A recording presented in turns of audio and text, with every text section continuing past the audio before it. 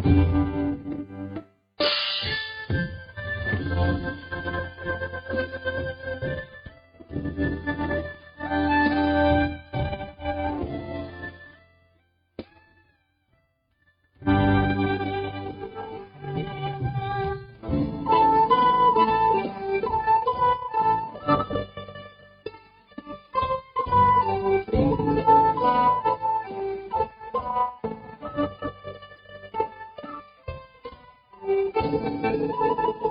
าธุโนขอน้อมกราบไหว้องค์พุทธาเทพไทยในไตร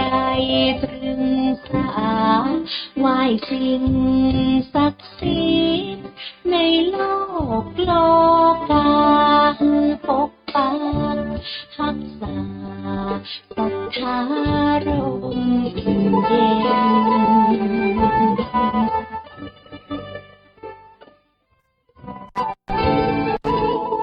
ส่งจัญญาบุตรากำเนิดสุดแสนประเสริฐเกิดในใต้ลา2492เคลื่อนคาเริกมงยามเวลาฝากฟ้าเรื่องรอง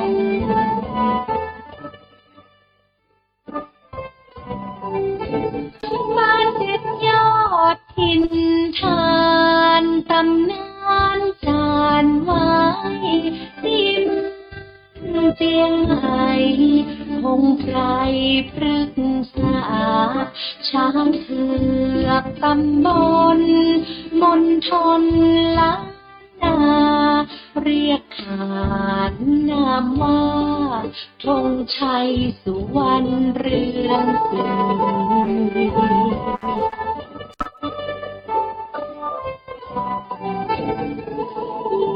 20 กรกฎาคม 2512ชีวิตเกี่ยวข้องคันลองศาสนาอุปสมบทบทเรียนในห่วงแก้ววัดวาพระธงชัยฉายาสุวรรณสิริมงคล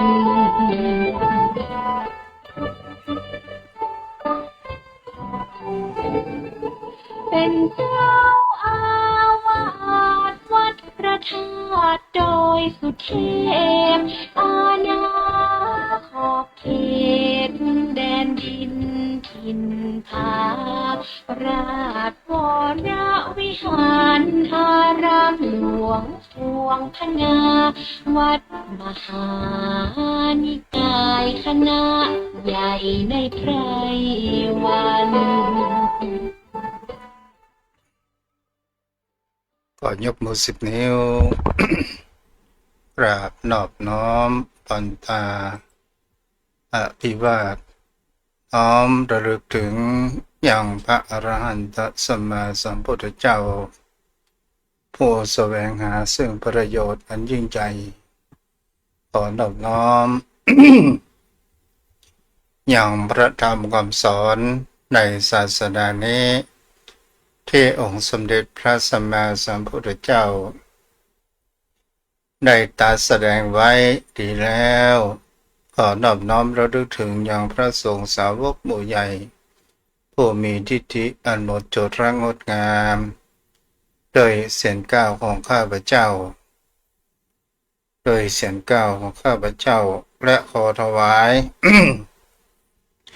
ความเคารพนอบน้อมไว้สามายังครูบาอาจารย์พระเถรานุเถระพระภิกษุสงฆ์สามเณรพระสังฆาธิการสงฆ์สมณศักดิ์บัณฑิตนักปราชญ์ท่านผู้มีความรู้ทุกรูปทุกตนทุกองค์มาด้วยความเคารพ และขอเจริญสุขเจริญธรรมมายังป่อออกไม่ออกศรัทธาอันมีตังป่อมอนแม่มอนป่ออุ้ยแม่อุ้ยพี่ป้านะอา ท่านผู้ฟังผู้มีบุญทุกท่านที่ติดตามรับฟังธรรมะยามบ่ายทางสถานีวิทยุพระพุทธศาสนาและจริยธรรมจังหวัดเชียงใหม่96 เมกะเฮิรตซ์โดยการส่งลิงก์สัญญาณไปณอาคารสุเทพสุพรหมครุประชาข้างหอพญาเมรัยใจกลางเมืองเชียงใหม่โดย และก็ได้ส่งลิงก์สัญญาณขึ้นยังวัดพระธาตุดอยสุเทพราชวรวิหารโดยความเอื้อเฟื้อของพ่อครูวรบ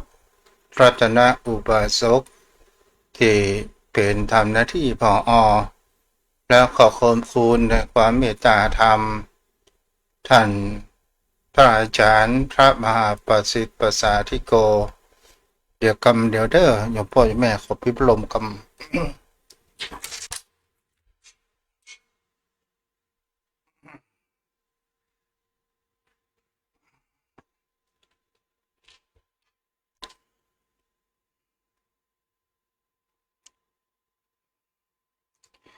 วันนี้เราก็มาอยู่กับกัน ในคำสอนขององค์สมเด็จพระสัมมาสัมพุทธเจ้าศรัทธาญาติโยมทั้งหลายวันนี้อากาศก็รู้สึกว่ามีความอบอ้าวมีความร้อนเพิ่มขึ้นแล้วก็สิ่งที่คนเรานั้นจะเห็นได้ว่าแท้ที่จริงแล้วคนเราก็ต้องการความเป็นกลางมันหนาวมันร้อนแต่มันก็หาได้ยากในสิ่งที่มันเกิดขึ้นแต่มันก็มีบางครั้งบางคราวมันก็มีนี่ก็เป็นสิ่งที่บุคคลเราก็คือในความเป็นธรรมชาติศรัทธาญาติโยมทั้งหลาย วันนี้ก็นานสายันก็เขียมตัวไว้เด้อประมาณจะเป็นการสนทนาในการสนทนาธรรมกับปนานเพื่อที่จะได้เกิดความรู้มากมายศรัทธาญาติโยมทั้งหลาย ในชีวิตของบุคคลเฮานั้นเป็นสิ่งที่เฮาจะเห็นได้ว่าสิ่งที่คนเฮาเกิดมาแล้วเมื่อมีความเจริญเติบโตนั้นเกิดขึ้นคนเฮานั้นจะแสวงหาความสุขหรือแสวงหาในสิ่งที่เฮาบ่มีนั่นก็คือประการแรกสิ่งที่คนเฮาต้องการก็คือเสื้อผ้าอาภรณ์แล้วเฮาพออย่างหยาบๆแล้วเฮาก็ต้องการในเรื่องแห่งความรู้และปัญญาแต่คำว่าปัญญาในศรัทธาญาติโยมทั้งหลายบางคนก็เป็นสิ่งที่จะเห็นได้ว่าเมื่อเป็นละอ่อนนั้นเมื่อถึงเวลาวันที่จะไปโรงเรียนเฮาก็สังเกตว่ามันก็มีความเกียจคร้านอยู่มากมายแต่ในสมัยปัจจุบันขาดเรียนนี้เป็นสิ่งที่ทำได้ยากและในชีวิตประจำวันของคนเราเมื่อการเจริญเติบโตแล้วเราก็ต้องการแห่งเขาว่าสมบัติภายนอกมากกว่าสมบัติภายในสมบัติภายในเป็นสิ่งที่เป็นนามธรรมแต่คนเรานั้นบ่ค่อยต้องการนั่นก็เรียกว่าบุญญทรัพย์ศรัทธาญาติโยมทั้งหลายนี้ก็เป็นสิ่งที่บุคคลเราต้องการมากประการที่ต่อมานั้นผู้คนเราถ้าเรามีบุญญาวาสนาดีสิ่งที่เราต้องการก็คือความสบายวันนี้จะมาในเรื่องแห่งเขาว่าความสบาย5อย่างความสบายภาษาพระก็เรียกภาษาวัดก็ฮ้องว่าสัปยะอย่างพ่องที่เป็นสัปยะ อาวาสสัปปยะก็คือที่อยู่สบายอุตุสัปปยะอากาศสบายฤดูกาลสบายโภชนะสัปปยะก็คืออาหารสบายปุครัสสะสัปปยะก็คือบุคคลที่เฮาควรเป็นกัลยาณมิตรของเฮาธรรมสวนะสัปปยะก็คือการศึกษาธรรมะด้วยความสะดวกสบายนั้นเกิดขึ้นอันนี้ก็คือเป็นสิ่งที่บุคคลเฮานั้นต้องการและคนเฮาจะได้ทั้ง5ประการนั้นก็หาได้ยากแต่บุคคลเฮานั้นเกิดในประเทศไทยเกิดเมืองเหนือเฮาก็มีความสัปปยะในส่วนหนึ่งศรัทธาญาติโยมทั้งหลายวันนี้จะเป็นการสนทนาธรรมกันศรัทธาญาติโยมท่านผู้ฟังที่อยู่ทางบ้านวันนี้เราจะเห็นได้ว่าในวิถีชีวิตของคนเราที่เราผ่านมานั้นคนทุกคนนั้นต้องการแห่งคำว่าสัปปยะป้อนหนานับสายเด้อไม่ตาครับท่านพระคุณเจ้าการไม่ตาความเคารพอีกครับวันนี้จะเทศน์2 ธรรมาสน์กับเราเนาะบรรยากาศกับท่านพระคุณเจ้าเจ้าอากาศร้อนก่อทางสารปีเจ้าเดียวกันโอ้ท่านพระคุณเจ้าวันนี้นะครับแม่เนาะพวกนั้นถ้าโลกใบนี้มันมีแสงสว่างพระอาทิตย์เนี่ยมันจะเป็นอย่างไรฮะโอ้สรรพสิ่งในโลกนี้อยู่บ่ได้ครับสิ่งมีชีวิตทั้งหลายทั้งปวงอันตรายตายโอ้ท่านเจ้าครับถ้ามันอยู่ใกล้เฮาเกินไปเนาะไม่ตาเจ้าถ้ามันใกล้ตัวเฮาเกินไปเนาะใกล้ตัวผมว่าไปความร้อนลงมันที่ร้อนที่สุดท่านพระคุณเจ้าพันยาหางต่างๆทุกนะครับถ้ามันหลอกลงกินเอาได้กินอย่างท่านเจ้าครับแม่นนะเนาะครับของธรรมชาติเพื่อนที่มาท่านเจ้าเนาะมันสมดุลกันแต่ว่าเราบัดไปตามเมื่อเกิดการเปลี่ยนแปลงของธรรมชาติมันอาจจะเกิดกับความเห็นแก่ตัวก็ใช่ผู้เฒ่าวันนี้การของก็พอมีอยู่นะท่านเจ้าเนาะเพราะว่าตัณหาคนเราความอยากตัณหามันนักความโลภมันนักมันเลยทำให้ธรรมชาตินี่มันเปลี่ยนแปลงโอ้ท่านเจ้าครับ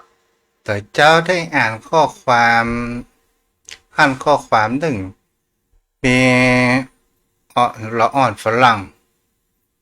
บอกว่าถ้าโลกใบนี้ปราศจากผู้คนโลกใบนี้จะเป็นอย่างไรถามคุณครูเพราะนั้นในความคิดของป้านันจะมีประการเช่นใดถ้าโลกใบนี้มันมีผู้คนเขาอยู่กันได้ครับเพราะมนุษย์เป็นสัตว์สังคมมันพึ่งพาอาศัยกันท่านต้องอันนี้อู้ถึงว่าความสมมติถ้าเราอู้ถึงความเป็นธรรมชาตินะถ้าผู้คนมันมีในโลกเนี่ยสรรพสิ่งทั้งหลายมันเกิดขึ้นในโลกเลยท่านบอกแค่สรรพสิ่งเอาแค่คนอย่างเดียว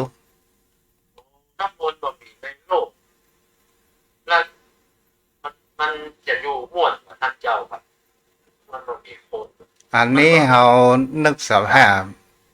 ไปแล้วตามที่เราได้อ่านหนังสือเพิ่นว่าธรรมชาติจะฟื้นฟูแล้วยังอาคารสถานที่ต่างๆนานามันก็จะมีต้นไม้ต้นตอกเกิดขึ้นธรรมชาติก็มีความร่มเย็นเมื่อธรรมชาติฟื้นฟูแล้วก็จะมีสัตว์เป็นสัตว์เดรัจฉานนั้นก็จะมาครองแทนที่ของมนุษย์อันนี้ก็คือโลกแห่งจินตนาการบ่ได้เนาะเพราะว่ามนุษย์เฮาเนี่ยเอาเปรียบเสียทุกสิ่งทุกอย่างแม้กระทั่งสัตว์สิ่งหิ่งห้อยอยู่พอบ่ได้เนาะเช่นนั้นท่านพระคุณเจ้ามนุษย์นี่เป็นผู้ที่ทำลายสูงและก็เป็นผู้ที่สร้างสรรค์สูงกว่าสัตว์อื่นเป็นทั้งทำลายทั้งสร้างสรรค์ทำลายของ นุษย์เนี่ยที่สามารถทำให้โลกเกิดการเปลี่ยนแปลงนั้นโลกมีการพัฒนาสร้างสรรค์ก็คือมนุษย์รวมแล้วก็คือเป็นทั้งผู้สร้างสรรค์และเป็นทั้งผู้ทำลายพระเจ้าเจ้าแล้วก็เป็นสิ่งที่เราจะเห็นได้ว่าคนเราเนี่ยเกิดมาทำไมคนเราถึงมีความเห็นแก่ตัวเพราะนั้นพระคุณเจ้าถ้าอู้ถึงจิตประพัสสอนเริ่มแรกเดิมทีนั้นผมคงบอกเป็นเช่นนั้นแต่ว่าเมื่อเราเกิดขึ้นมาแล้วความอยากต่างๆของเรามันอยากจะให้มันโรยอยากจะให้มันเลิศกว่าคนอื่นดีกว่าคนอื่นเอาชนะคนอื่นนั้นพระคุณเจ้ามันก็เลยมีการกรอบโกยด้วยอำนาจของตัณหาของความโลภเลยพระเจ้าครับที่มันบอกว่ายะบัญญังคืออภิชาพิสมาโลภโลภะโลโภนะครับพระเจ้ามันเป็นความโลภที่ว่าบ่ฮู้จักยักจักย่อนบ่ฮู้จักบัญญัติบัญญังนะครับพระเจ้าครับคือถ้าทุกเจ้ามองไปแหมด้านคนที่มีว่าความเห็นแก่ตัวมากก็เพราะว่าหนึ่งก็มีความโลภเพื่อที่จะเอาเป็นประโยชน์ส่วนตนมากกว่าประโยชน์ส่วนรวมก็คือเอาก็ครับเพื่อปากเพื่อท้องอย่างนี้เป็นต้นเนาะนั่นก็ใช่นะท่านเจ้าแต่ว่าถ้ามันเกินความจำเป็นมันถูกอวิชชาครอบงำท่านพระคุณเจ้าเพราะว่าสิ่งที่หามาได้เนี่ยทั้งที่มันปัจจัยพื้นฐานคือปัจจัยสี่ท่านเจ้าครับถ้ามันเกินกว่านั้นแล้วท่านพระคุณเจ้ามันเป็นการสะสมอันที่เรายึดมั่นถือมันเพราะว่าเราตายไปมันก็เป็นของสาธารหมดเกินความจำเป็นทุกอย่างท่านเจ้าเพราะมันนึกถึงคนประเดียวที่กอบโวยเอาเป็นหมื่นล้านเป็นแสนล้านทั้งที่อยู่ได้ก็แค่อิ่มแค่ดำรงชีวิตอยู่ได้ถ้าตายไปแล้วของมันนั่นมันก็เป็นสมบัติสาธารณะเป็นของลูกของหลานเป็นของคนอื่นไปนะท่านเจ้าเพราะนั้น ในสิ่งที่บุคคลเราต้องการความสบายที่ทุกเจ้าได้อู้เรื่องแห่งคำว่าสัพพยะที่อยู่สบายนี่หมายถึงอย่างไรเพราะนั้นที่อยู่สบายนี่คือมีความเหมาะสมมันป่าร้อนเกินไปป่าหนาวเกินไปบ่มีภัยธรรมชาติแผ่นดินไหวกาอะไรนะน้ำท่วมอุทกภัยเป็นภัยที่เราต้องหวาดระแวงนะครับท่านเจ้าถ้าอยู่ในสภาพประเทศที่เหมาะสมสมควรมีภัยธรรมชาติมีความอุดมสมบูรณ์นี่มันก็เป็นสัพพยะมันเป็นบุญวาสนาอย่างหนึ่งครับท่านเจ้าครับถ้าเอาอู้ถึงเรื่องสัพพยะที่อยู่สัพพยะนี่ก็หมายถึงสิ่งที่มันมีความสะดวกสบายแล้วก็มีที่อยู่มามีคนพลุกพล่านมากมายเกินไปมามีสิ่งแวดล้อมที่เป็นอบายมุขมากแล้วคำว่าสัพพยะที่อยู่สัพพยะในที่นี้ก็หมายถึงคำว่าใกล้แหล่งแห่งการศึกษาใกล้แหล่งโรงพยาบาล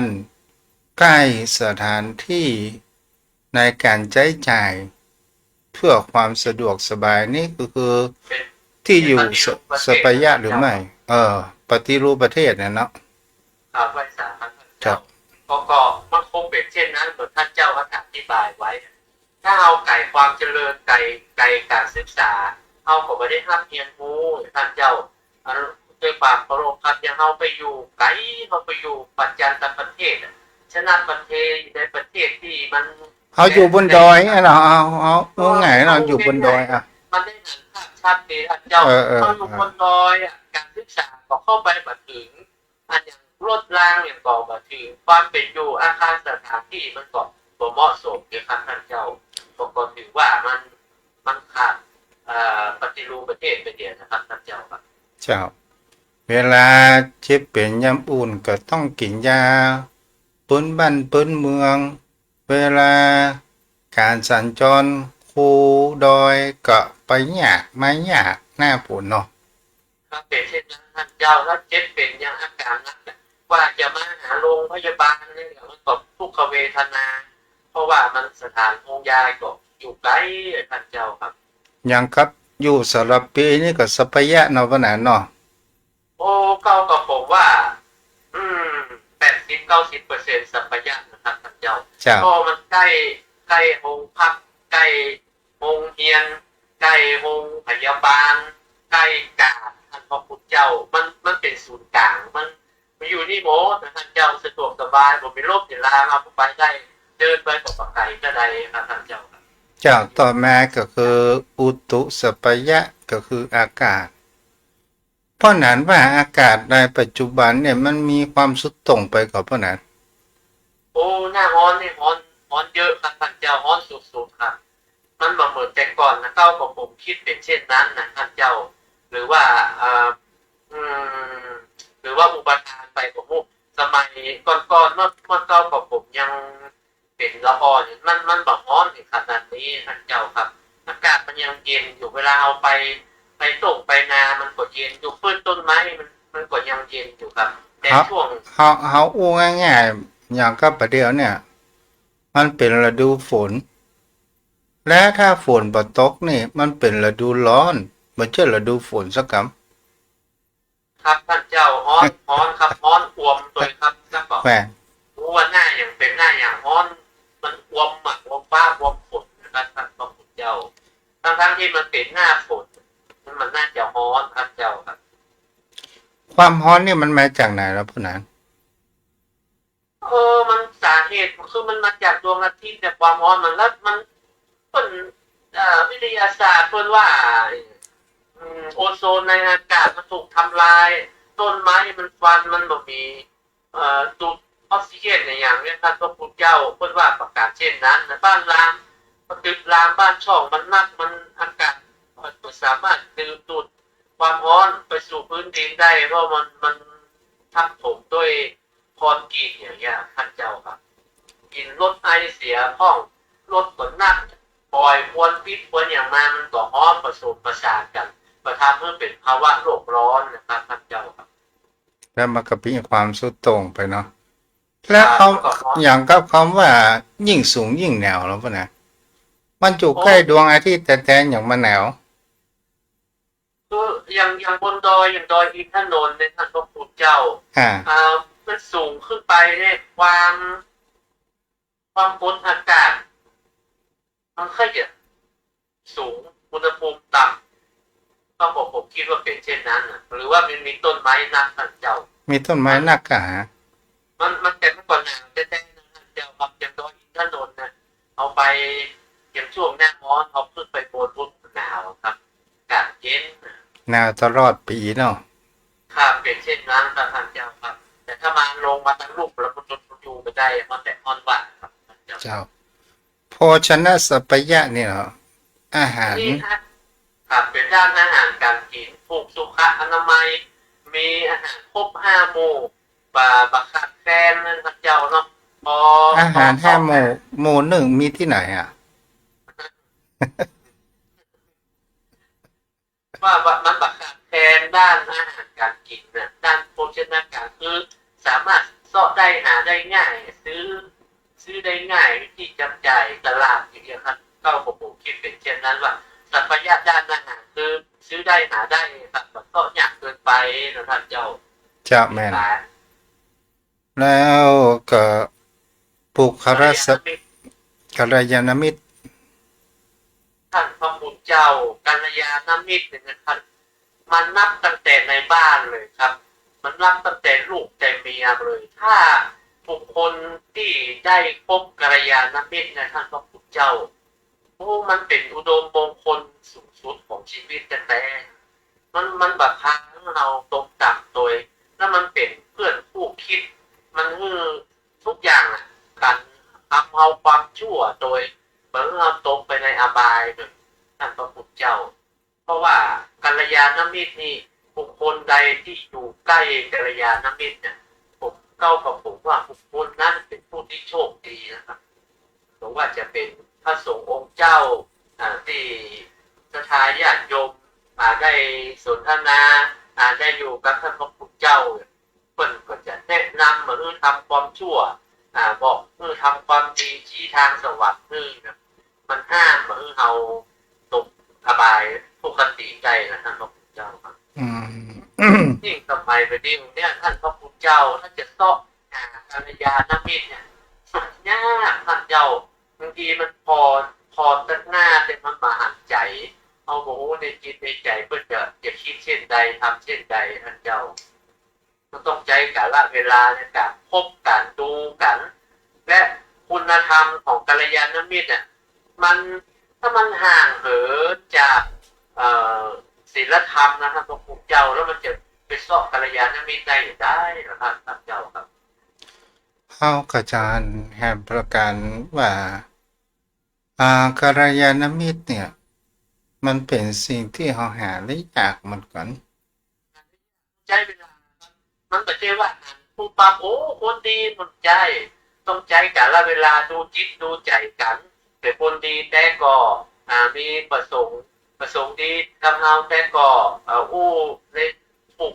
มีศีลมีธรรมมีคุณธรรมก็มันต้องใช้เวลาในการพบค้าสมาคมตัวกันในท่านเจ้าถ้ามองผิวเผินละมันแบบมียี่ห้อมันแบบสามารถดูได้มันแบบเช่นเหมือนกับเต้าแบบแต่งโป๊ออกมามันแดงครับมันเสียมันหันด้วยตาเปล่าได้แต่บุคคลนี่ต้องใจกันละเวลาพบกันกว่าจะรู้ว่าโอ้คนดีที่แท้จริงนะฮะท่านเจ้าครับมันต้องดูกันและแถมประการหนึ่งป่ะนั้นทำไมผู้คนแต่งงานกันแล้วทำไมเกิดเหตุแห่งความหย่าร้างมันเกิดขึ้นมาจริงมันมีคุณธรรมอยู่แล้วท่านคารวะธรรมที่องค์สมเด็จพระสัมมาสัมพุทธเจ้าเป็นบอกมืออยู่แล้วที่จะพาเมื่อเราอยู่ด้วยกันได้คารวะธรรมหรือว่าสังฆะวัตถุนี่ก็สังฆะวัตถุนี่ก็สามารถอยู่ได้แต่ว่าถ้ามีคารวะธรรมแล้ว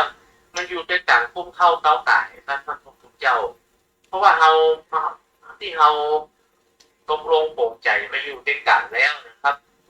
มันจะต้องถึงพร้อมด้วยมีศีลเสมอกันมีศรัทธามีศีลเสมอกันมีการจาคะแบ่งปันแล้วก็มีสติปัญญาเข้าเทียมกันเป็นสติปัญญานี่ใช่ทางโลกนะวิญญาณจีวิญญาณโทนี่ปัจจัยคือคุณธรรมปัญญาทางคุณธรรมศีลธรรมเลยท่านเจ้าโหมันมีใกล้ๆเคียงกันเสมอกันพอวัดพอเวียงพอมูจิตเข้าใจกันเลยท่านเจ้าเหตุที่แห่งความหย่าร้างกันสูงนั่นก็คือหมายถึงเพราะว่ามันมีหลายสาเหตุก็คือหนึ่งต่างคนก็ต่างมีแห่งเพราะว่ามานะความถือตัวว่ากูเก่งกูต้องเป็นผู้นำอย่างนี้เป็นต้นเนาะมันมีความเสมอด้วยสมาธิแบบสัทธาสมาธิสมาธิศีลาสมาธิจาระสมาธิปัญญามันเสมอกันมันทยกตนข่มเปิดว่าเฮาเด่นกว่ามันประกอบไปด้วยกันได้ยากท่านพระพุทธเจ้าเพราะว่าที่รู้ทุกอย่างทุกประการนั่นหนีหลอกมันก็ผัวเมียกันมันก็ว่ากล่าวกันได้อันบางทีมันได้สติเอาบอกโอกาสเปิดมาเอาพังถือไปมันเป็นเรื่องของปุถุชนมันเกิดขึ้นธรรมดาเพื่อทิศเอาบอกว่ากล่าวได้ว่าที่ปฏิอย่างนั้นเลยถ้าเอาทิศเปิดบอกเอาก็ต้องหัดฟังมันขึ้นไปเป็นกันได้ท่านเจ้าแต่ถ้าเอามันยกตนคมท่านเอาถือเอาเป็นใจเอาถือเอามีความรู้เอามีอำนาจเอารับโดยไปเป็นกันยากครับท่านเจ้าครับเจ้าเนาะต่อมาก็คือธรรมสวนะสัพพยะการฟังธรรมเนี่ยมันกับมีที่เราได้ฟังรับคำสอนของพระพุทธเจ้ามันก็มีหลายวิธีที่มีการสื่อสารจะเป็นสื่อสารทางด้านกายการสื่อสารทางด้านวาจาการสื่อสารทางด้านวิทยุทางด้านหนังสือทางด้านทีวีนี่ก็เป็นสิ่งที่บุคคลเฮานั้นก็จะเห็นได้ว่าเฮาอยู่ในที่ดินแดนที่มีพุทธศาสนาอยู่ประจำจิต ประจำใจของตนตัวของบุคคลเฮาทุกคนคนเฮานั้นบางครั้งบางคราวสิ่งที่ใกล้ตัวบ่หานความสำคัญจะหานความสำคัญก็ต่อเมื่อมันหายไปอย่างกับในปัจจุบันเนี่ยพอหนานลองสังเกตพิจารณาดูว่าทำไมข่าวชอบหาเรื่องหาได้ใส่ร้ายกับพระสงฆ์องค์เจ้ามามีเรื่องก็ค้นแม้ให้มันมีเรื่องจนได้นะพะนั้นเจ้าอันนี้มันก็เป็นความอ่อนแอของพุทธบริษัทนะท่านเจ้าคือปาตอบโต้ปาแก้ข่าวสารข้อมูลเพราะพระสงฆ์องค์เจ้าทำไมเขาถึงชอบจุกตีเพราะพระสงฆ์องค์เจ้าพวกมีพุทธุโธปกรณ์อย่างเป็นนิ่งนะท่านเจ้ามันอ่อนในแตงแข็งในเวทนะเป็นนิ่งเหี้ยมันเอาไปได้เนี่ยหมายว่าแล้วแต่เจ้าเขาเตอร์แล้วคนลงกับปกป้องข่าวใส่ร้ายข่าว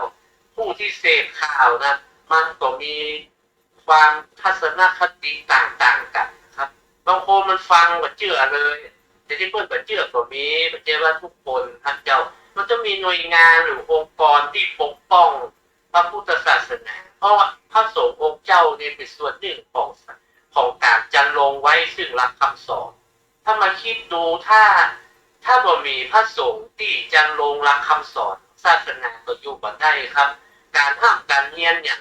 ถ้าจะเรียนด้วยตัวเองมันมีโอกาสผิดพลาดนะครับพระเจ้ายิ่งอย่างพุทธพจน์ภาษาบาลีถ้าแปลผิดความหมายก็ผิดเลยผู้ที่ได้เรียนมาโดยตรงนะครับพระสงฆ์องค์เจ้าเปิดถ่ายทอดวิชาทำให้เราทำความเห็นที่ถูกต้องแต่ว่าพุทธศาสนิกชนแบบปกป้องมันนิ่งเฉยนั่นเป็นความอ่อนของพุทธศาสนิกชนเพราะพระสงฆ์ก็เหมือนมีอาวุธพุทโธปกรณ์อย่างมันจะได้จ้างทนายก็จะเอาเงินเอาทองที่ไหนมาจ้างเพื่อก็อยู่กับเจ้าบ้านอาศัยปัญญาของพระสงฆ์อาศัยแห่งศรัทธาของเจ้าบ้านนะครับท่านอย่าไปฟ้องไปร้องก็มันนึกถึงคุณว่าเพิ่นเคยใส่บาตรใส่หยังเนี่ยเพิ่นก็บ่ทำเพิ่นบ่นิ่งเหี้ยเนี่ยท่านเจ้าครับมันก็เลยเป็นจุดอ่อนเนี่ยคนโจมตีบางทีมันเรื่องนิดๆหน่อยๆเพราะว่าปฏิโมกข์กับสังวรปฏิโมกข์เพิ่นมีอยู่แล้วเพิ่นมี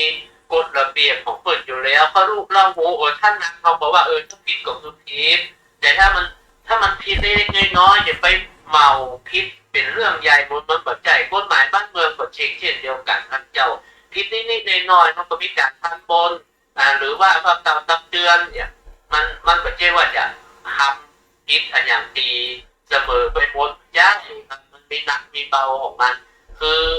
กฎหมายหรือว่าศีลธรรมพระสงฆ์มันมีอยู่แล้วแต่เจ้าบ้านเขาบอก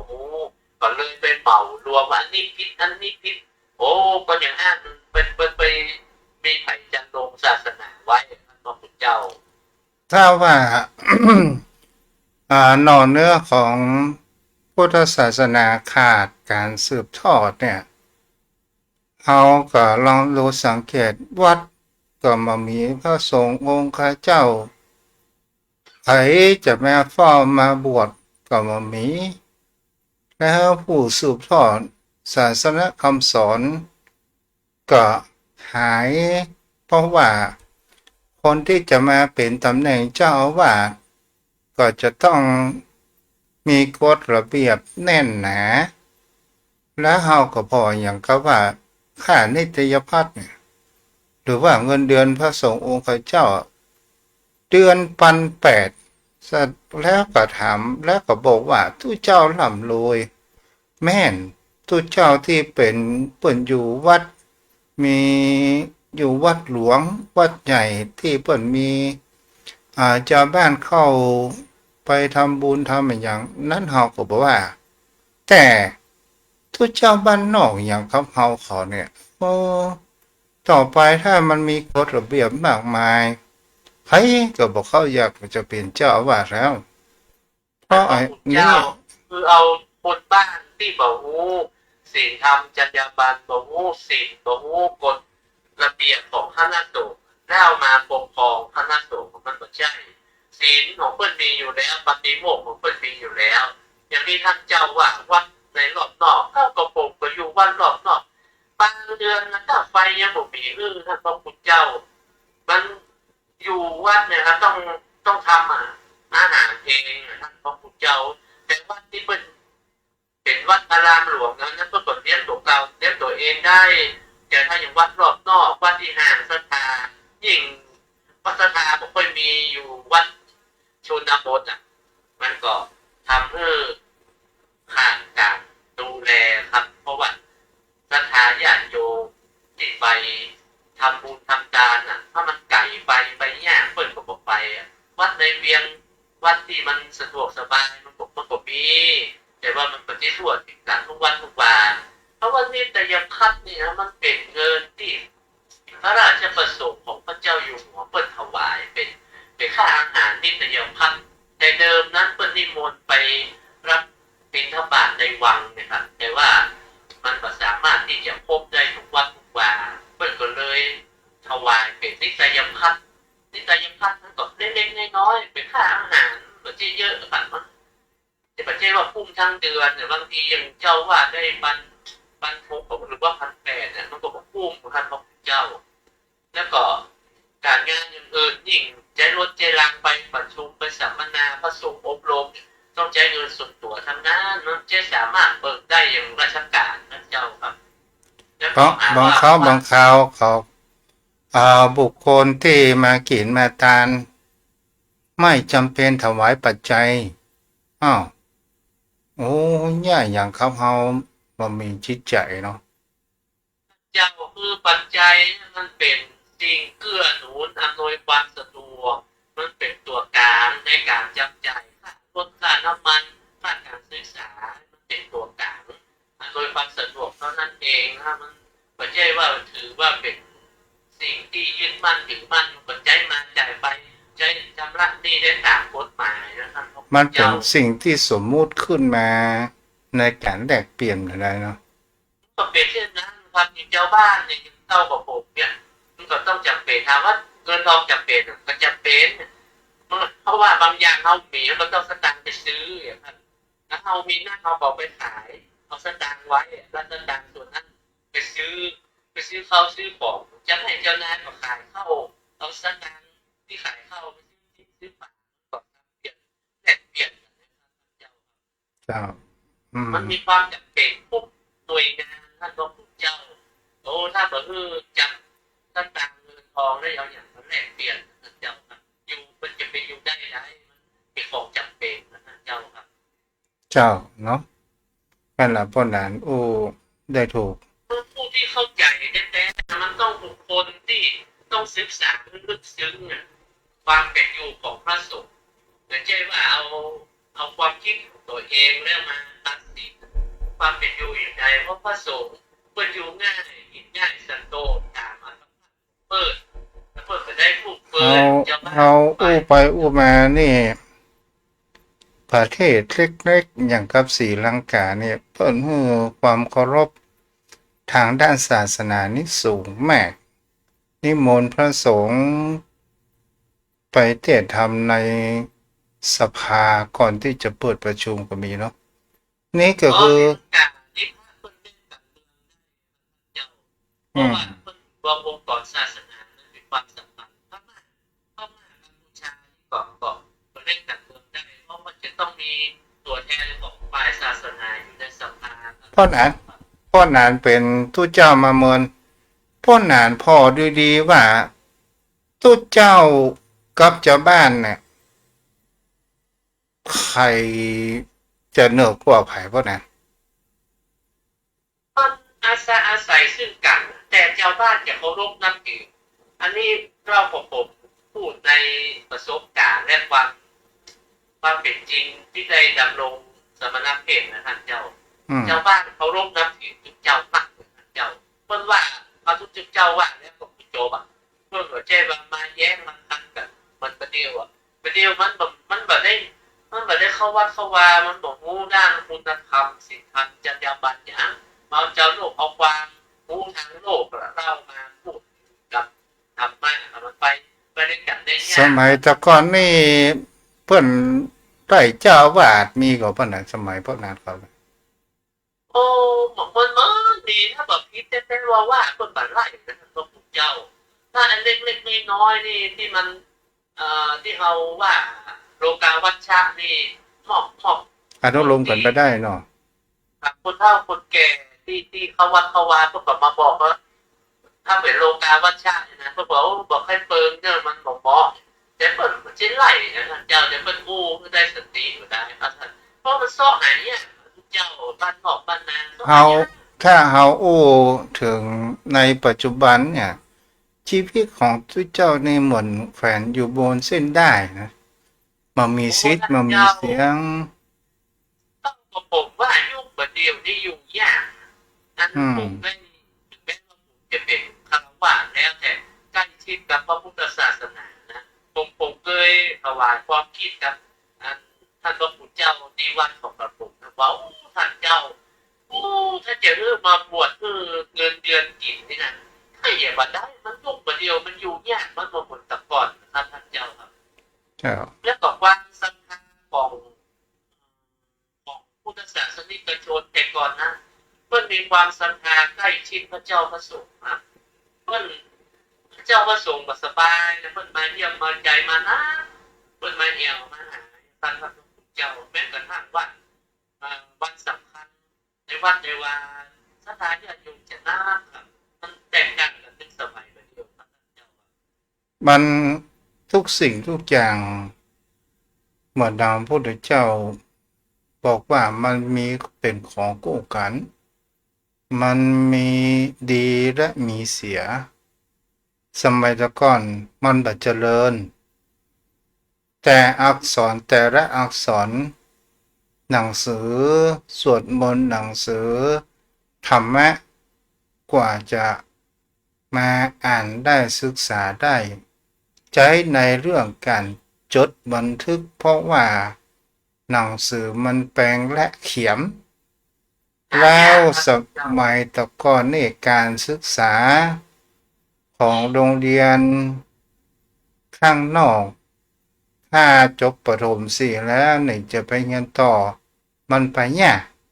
และก็เลยผู้คนทั้งหลายส่วนมากก็เป็นคนทุกข์คนยากเข้ามาบวชและศึกษาในแห่งคำว่านักธรรมกว่าจะฝ่าด่านได้บวชนั้นก็ต้องมีคำว่าการเรียนศึกษาสิกขาสามเณรและก็สอบนักธรรมนี่ก็คือเป็นสิ่งที่เราจะเห็นได้ว่าทำไมโลกแห่งความเปลี่ยนแปลงมันมีความเจริญทางด้านวัตถุแต่จิตใจนั้นมันถอยห่างออกไปสมัยแต่ก่อนนี่วัตถุเจริญทางที่ด้านจิตใจอันนี้มันก็ดีอย่างเสียอย่างนะพวกนั้นเนาะมันไปโวยทั้งไปแต่ว่าคุณธรรมเนี่ยมันน่าจะไปพร้อมๆกับวัตถุท่านเจ้าครับ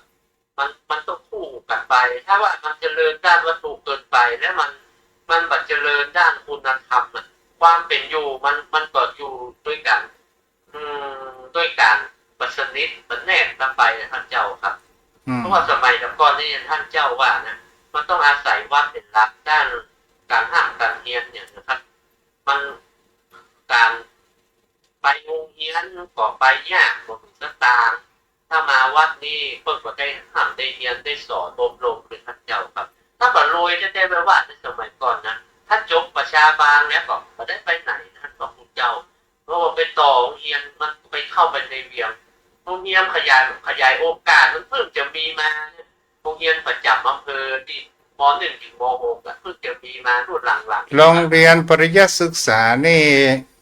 ที่ไหนเป็นแห่งแรกในจังหวัดเชียงใหม่ต้องไปเรียนในเวียงครับมันจะมีวัดบุพารามแล้วก็วัดสันปกคอยท่านพระพุทธเจ้าวัดสวนดอกพระศรีอันนี้ปริยัตินะครับนอกนั้นรอบนอกนี่บ่มีถ้าจะไปเรียนในเวียงต้องมีสตางค์ขึ้นรถแต่ท่านเจ้าครับมันบ่มีสตางค์ไปค่าน้ำมันอย่างก่อนมันหายากผ้านุ่งนี่ยังขอของรุ่นพี่เพิ่นสิไปเพิ่นเอาย้อมแล้วย้อมเห็นพระพุทธเจ้ามันเจริญเหมือนเดียวสมัยผ้าน้ำแป้งค่ะผ้าน้ำแป้งท่านพระพุทธเจ้าเข้ากับผมยิ้มต้มย้อมถ้า ถึงเวลาเนี่ยก่อนเข้าพรรษานี่ย้อมผ้ากันละบาทก็ได้ย้อมบาทได้โฮมบาทมันบอกนี้ของอย่างมันก็แปลงครับจะไปเวียงที่ละหนึ่งนะท่านเจ้าโอ้โหว่ามันจะอยู่ไก่แต่ไก่ว่านะจะไปเวียงนี่มันพวกกูกันได้เป็นอาทิตย์ตัวจะไปเวียงคน ตื่นเต้นกับว่านั้น ตื่นเต้นเพราะว่ามันเหมือนไปไก่มันเหมือนจะได้นะมันเหมือนเฮาพิเศษโอ้เข้าเวียงวันนี้ได้เข้าเวียงไปซื้อปัวซื้ออย่างก็ไปโดยพระรุ่นปีเปิดไปซื้อจีวรพวกซื้อตะโปงพวกหนังสือธรรมะอย่างเงี้ยท่านเจ้าโอ้ถึงว่าเมืองเหนือของเฮาเนี่ยมันน่าเป็นห่วงเพราะว่าศรัทธาญาติโยมพ่อโยมแม่ในการอุปถัมภ์อุปถากดูแลพระสงฆ์องค์เจ้าเนี่ยเป็นสิ่งที่เอาใจใส่มาก เป็นสิ่งที่เราก็จะได้ว่าศรัทธาญาติโยมก็ให้ความเคารพนับถือเป็นอย่างดีแต่รุ่นบ้านเจ้าที่เขามีโอกาสเข้าวัดบ่มีนะบ่หมดก็ผ้าเหลืองห้อยหูแล้วถ้าเก้าก็บอกว่าปวดเป็นเช่นลูกเช่นหลานนะเพราะว่าพระพุทธองค์ตรัสอยู่แล้วว่าโลกนี้ตกอยู่ในกฎของพระไตรลักษณ์ไอ้อย่างก็คือได้พวกนั้นเนาะมันไม่แน่นอนจากอย่างนะท่านเจ้าจะนะผมกล้าหัวว่าเอาต่อไปภายหน้านะลูกหลานยิ่งแบบเดียวเนี่ยท่านก็พูดเจ้าลูกหลานที่จะเข้ามาบวชนะคนในพื้นถิ่นเรามีนะท่านเจ้ามันเป็นพี่น้องที่รากสูงพี่น้องคนไตโบแต่ท่านพระพุทธเจ้าที่คนลูกของเจ้าบ้านนี่พุทธมารักพุทธมันก็อยู่ไปได้พวกนั้นถ้าพุทธในทะเบียนบ้านบัลลักพุทธแล้วก็โจมตีพุทธเดียวกันเนี่ยมันก็บ่เหมือนมันก็จะสลายไปละเนาะครับมันก็คงเป็นเช่นนั้นนะท่านเจ้ามันก็จะไปในประเทศอื่นที่ยากอะที่สมัยนี้ครอบครัวไหนจะมีลูก2 คนก็จะ6 คนแล้วรุ่นใหม่ที่เบาว่าโอ้อย่างบอกว่าเอาทายาทไปสิโอ้มีค่าเป็นภาระตรงเรียนตรงดูตรงส่งเพราะนั้นไปศาลเจ้าครึ่งชั่วโมงไปแล้วเนาะขอการเส้นใจ3เป็นแต่ทางท่านเจ้าครับได้สนทนาทำกันก็เพื่อเกิดความคุ้นเคยมีความสนิทสนมได้สาระบางประการนะครับขอไว้สาด้วยความเคารพสูงยิ่งศรัทธาพุทธศาสนิกชนทุกท่านครับเราก็ได้ศึกษาธรรมะปฏิกันขอเรามีพระรัตนตรัยเป็นที่พึ่งนะครับรุ่นของเรานี้จะเป็นหนีห่างพระรัตนตรัยนะครับเพราะว่าเราเป็นชาวพุทธเราได้สิ่งที่ดีๆที่องค์สมเด็จพระสัมมาสัมพุทธเจ้ามอบของเราว่าเป็นสมบัติอันล้ำค่าเราต้องรักษาไว้ครับก็ขอบพระคุณครับสวัสดีครับโปรดรักษาเด้ออนุโมทนาบุตรที่ตามตอนเฟซบุ๊กมีทั้งแม่จุนศรีภาชาแม่ภูรยากศนนะน้องคนเดิมแม่ปราณีจวนดวงเนตรเป็นกำลังใจเด้ออาการป่วยดีขึ้นแล้วเนาะดีละดีใจสาธุอนุโมทนาคุณโยมจันจรัสฟังทางวิทยุแล้วขอพี่น้องหมู่เฮาทั้งหลายรักวัดรักวารักพระพุทธศาสนากันเด้อระวังต่างศาสนาอื่นแอบแฝงเข้ามาเริ่มที่จะทำลายความน่าเชื่อถืออย่างตัวพระสงฆ์องค์เจ้าแล้วก็จะทำให้พระสงฆ์องค์เจ้าอยู่บ่ได้ตอนสุดท้ายกาละวัดละวาคือเป็นห่างเป็นล้างไปเพราะว่าเฮาบ่ได้เอาใจใส่กันทางวัดวาอารามใจใส่ในที่นี้บ่จำเป็นต้องเป็นเงินขอไปพอพัดพอวาเพียวปักว่าครูเถอะบางวัดก็มีหลวงพ่อองค์เดียวบางวัดก็บ่มีไผไปดูแลเมื่อถึงวันศีลก็ไปยืมทุกเจ้าวัดอื่นมาเยอะ ของบ่อเขียมหายากอย่างนี้เป็นต้น และก็มีผู้ติดตามต่างหลายย่าอ้อยเนอะ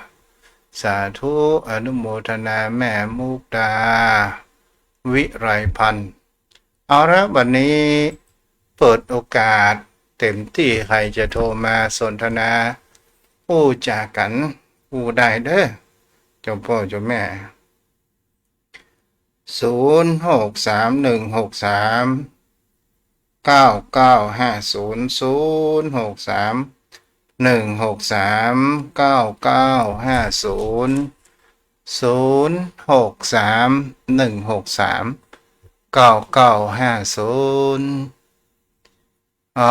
โยมพี่นายชากาแฟเนาะรับฟังอยู่063-163-9950เจริญพร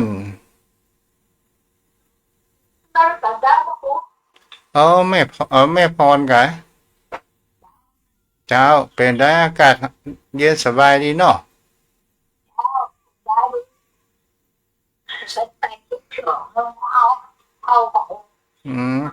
จะฟังเท่าไปที่ไหนแล้วมาเหลือเออหยุดไปฟังไปเนาะ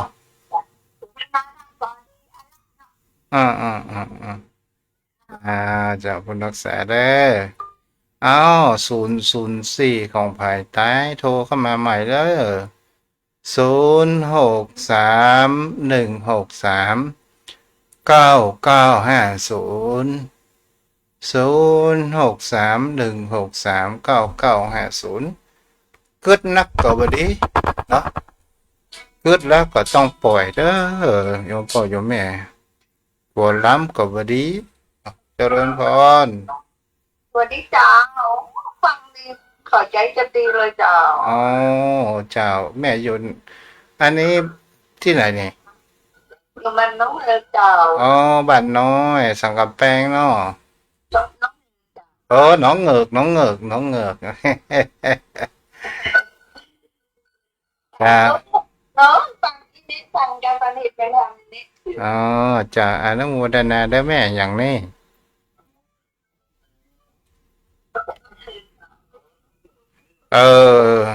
นั่นแม่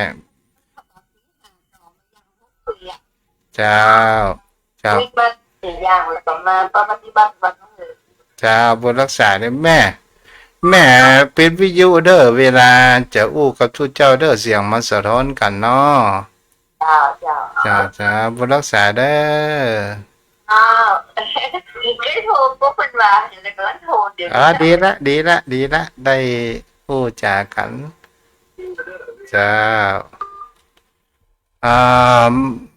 บุญยมวัจนพันธ์ศรีโพธาเนาะรับฟังอยู่0631639950ชมพ่อโยมแม่บังเจริญพรเจ้าฟังอยู่ทัดไหนไงแม่ประตานด้วยกันนี่เจ้าได้ฟังพระเจ้าโอรน้อยจังจะไปแข่งพรจังโซ่เจ้าดีละเจ้าบุญรักษาได้บุญรักษาเจ้าขอบคุณเด้ออนุโมทนาโดยอนุโมทนาบุญโดย0631639950กำลังอกกำลังใจพระสงฆ์องค์ข้าเจ้าวัดไกลบันไกลจองตัวเด้อศรัทธาญาติโยมทั้งหลายเขาอยู่กันไปเหมือนลูกเหมือนหลานเหมือนพี่เหมือนน้องพระสงฆ์องค์ข้าเจ้าเป็นผู้นำจิตวิญญาณ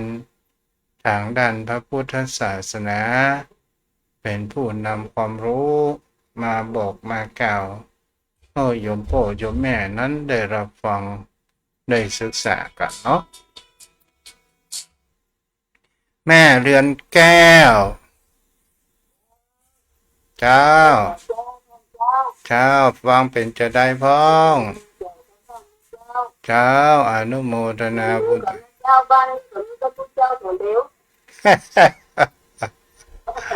บ้านไหนอย่างน่ะบ้านไหนอย่างเนี่ยโอ้มีแค่เทพธิดาหมดแม่อาจารย์ก็บอกนี้ถูกได้กันเอาปูนบ้านนะเจ้าเป็นอาจารย์เพราะอาจารย์วันนี้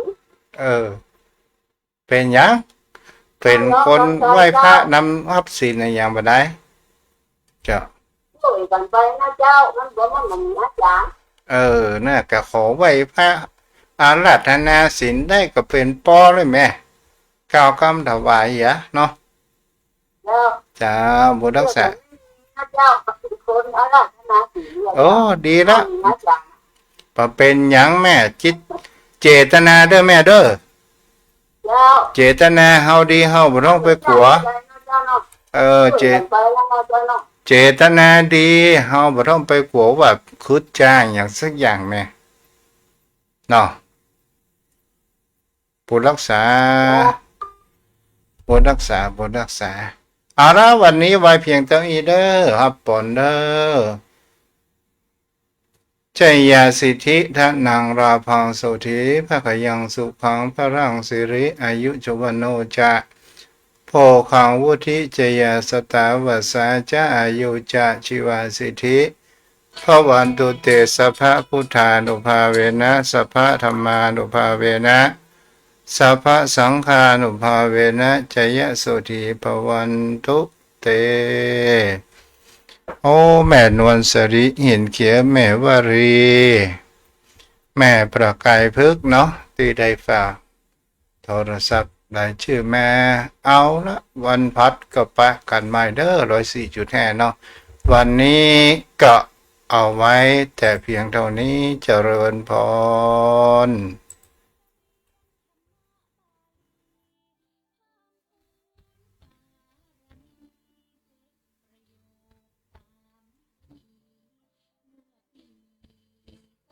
1,508 ปีเสริมสร้างศักดิ์ศรีกายอินทรีย์สง่างาม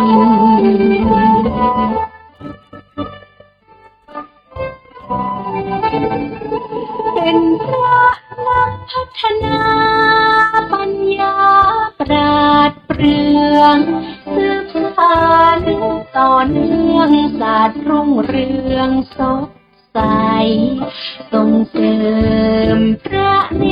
ตรเยาวชนทั่วไทยแดนดิน